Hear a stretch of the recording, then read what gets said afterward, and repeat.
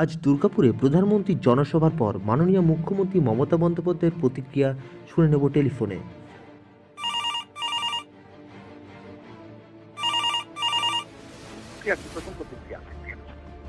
নরেন্দ্র মোদীর মাথা খারাপ হয়ে গেছে। প্রবলেম হচ্ছে, আমি সরি টু সে, মাথা খারাপ কথাটা আমি বলতে চাই না, কিন্তু আমি বাধ্য হয়ে বলছি।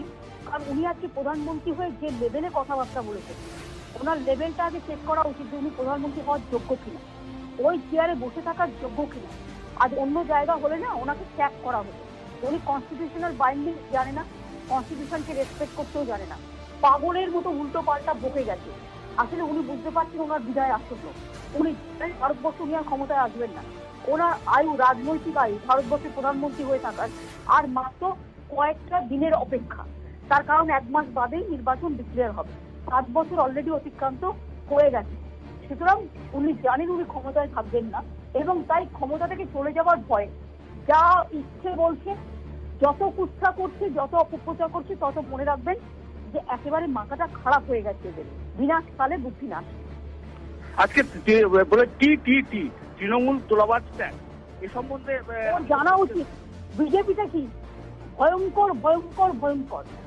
তৃণমূল কংগ্রেস হচ্ছে টিএমসি, মানে হচ্ছে এটা জানেই না, টেম্পল মস্ক অ্যান্ড চার্চ, সবাইকে নিয়ে আমরা চলি।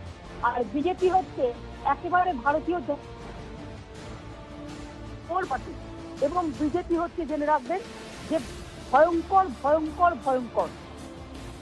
আজকে আরেকটা কথা প্রধানমন্ত্রী নরেন্দ্র মোদী বলেছেন যে পশ্চিমবঙ্গে পরিবর্তন আসন্ন এবং দেখতে পাচ্ছেন। উনি কে হরিদাস? পশ্চিমবাংলার উনি নাগরিক নন। উনি পশ্চিমবাংলার নাগরিক নন, উনি পশ্চিমবাংলার মানুষ নন।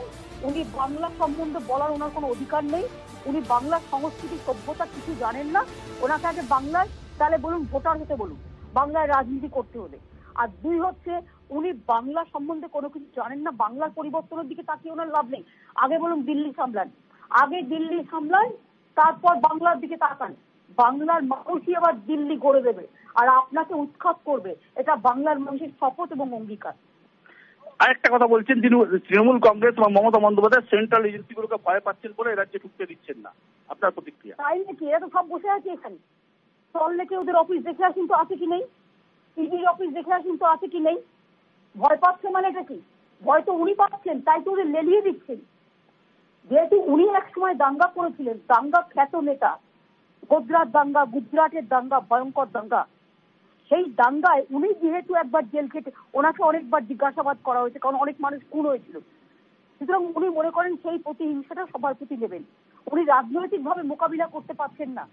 তাই দেশের প্রধানমন্ত্রী হিসেবে যে এজেন্সিগুলো ইম্পার্শিয়াল ইনস্টিটিউশন হিসেবে কাজ করছে তাদের ডেকে পাঠাচ্ছে। আপনাকে আমি দায়িত্ব নিয়ে বলছি, 19 তারিখে যখন আমরা র্যালি করি, 19শে জানুয়ারি উনি এখান থেকে সব ডেকে নিয়ে যান। ডেকে নিয়ে গিয়ে সিবিআই লোকেদের বলেন যে করো করো কুছ তো করো, কেউ নেই করতে হ্যাঁ, করো করো, মানে পুরো প্রেশারাইজ করছেন উনি সবাইকে। এবং এটা ওনার হ্যাবিট আজকের নয়, চিরকাল। আমাদের কথা ছেড়ে দিন, আমাদের তো উনি সহ্য করতে পারেন না, কারণ বাংলার ওরা অ্যান্টি বেঙ্গলি আছে, পুরোপুরি বাংলার বিরুদ্ধে। এই জন্য আসাম থেকে বাঙালি তারাও এই সমস্ত এনআরসি করেছে, এসব আমরা জানি। কিন্তু আমায় বলুন তো, বড় বড় কথা যারা বলে তারা সারা ভারতবর্ষটাকে চেনে না, বাংলাটাকে চেনে না, বাংলা সম্বন্ধে কিছু জানে? বড় বড় কথা কি করেছে 5 বছরে?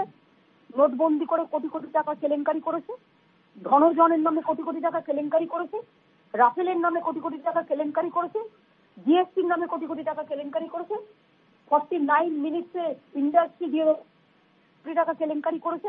এরা চলে গেলে বুঝবেন কত বড় দুর্নীতিবাজ এরা। এবং হাজার হাজার কোটি টাকা কোথা থেকে আসছে? হাজার হাজার কোটি টাকা দিয়ে পার্টি অফিস তৈরি করা, শপিং মল, বাইক দিচ্ছে কাউকে, সাইকেল দিচ্ছে কাউকে, স্কুটার দিচ্ছে কাউকে, হাজার হাজার কোটি টাকা খরচা করছে। টাকাগুলো সব জনগণের টাকা, সব লুট চলছে, লুট, দেশে লুট চলছে, লুট। উনি হচ্ছেন সিন্ডিকেটের বড় নেতা, লুট সিন্ডিকেটের বড় নেতা।